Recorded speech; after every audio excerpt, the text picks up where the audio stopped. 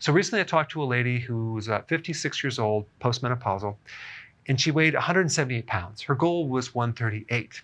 And she told me she tried keto, but it didn't work. Here's the big question. What makes keto work? Okay. Well, what makes keto work is the reduction of insulin. Insulin is the hormone that controls whether you burn fat or whether you store fat. If insulin is low, you will lose weight. If insulin is high, you will gain weight. Now, how do you lower insulin? She said decrease carb. Okay, that was correct. You lower your carbs. But she didn't realize that you also had to decrease the frequency of eating. She didn't realize that every time you eat, regardless of what you eat, you trigger insulin. So this then explains why intermittent fasting is a must if you do keto. They must be done together. Because if you're lowering your carbs and you're eating frequent meals, you are still going to increase insulin to a certain degree, and that could be the reason why you're not seeing success.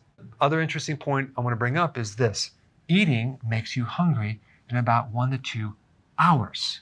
So here you are, your blood sugars are, let's say 80, they're normal, and you eat a meal, okay? Insulin is triggered. Insulin brings the blood sugars down.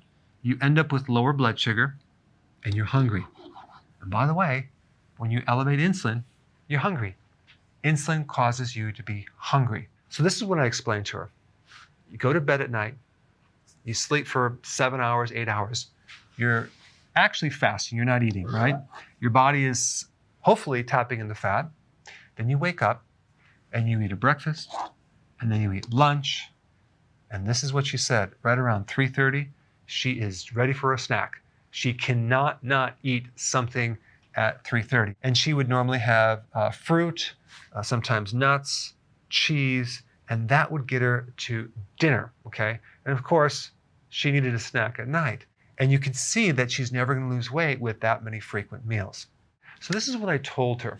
This problem can be solved so simply just by following this rule right here. Do not eat unless you are hungry. She said she's not even hungry in the morning, but she still eats. That is a big mistake. The other mistake she's making is she's allowing fruit in the diet. Her carbs are just a little too high. So you must keep the carbs low, because if you increase your carbs and try intermittent fasting, you're not going to see results because your insulin is just too high. And it's going to be very difficult to go from one meal to the next. Now, this lady has some pretty serious insulin resistance. And if you're not sure what that is, I put a link down below. But it's a situation where the cells are blocking insulin. So we have high levels of insulin, which make the cells just really, really hungry, and they can't pull the nutrients in. So another thing that I told her was that she should probably, for breakfast, instead of doing a breakfast, she should just have her coffee with MCT oil.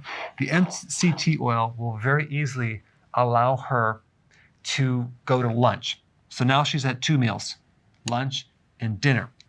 If she keeps her carbs low and she adds more fat to the meal, she's not going to need this snack. It's the combination of the frequent meal and the carb that's a little too high that was throwing her off. So in summary, always do intermittent fasting with keto, but just make sure when you're doing keto, it's actually really low carb. And if you're not hungry, and don't eat. And one last thing, a lot of times when people are hungry, they might have a stomach hunger, but mentally they're fine. Now for that, I would recommend not to eat, because that could be just a temporary spike in a certain hormone that will come up and down, and your body might be adjusting to burning more fat. So when we talk about hunger and when your body really needs food, that would be more involved when you're feeling irritable or you're mentally sluggish, okay? But if you're mentally good, but you still have a little hunger pains, ride the wave, go as long as you can. Thanks for watching. So if you want more knowledge on how to create a healthy body, subscribe now and get daily notifications.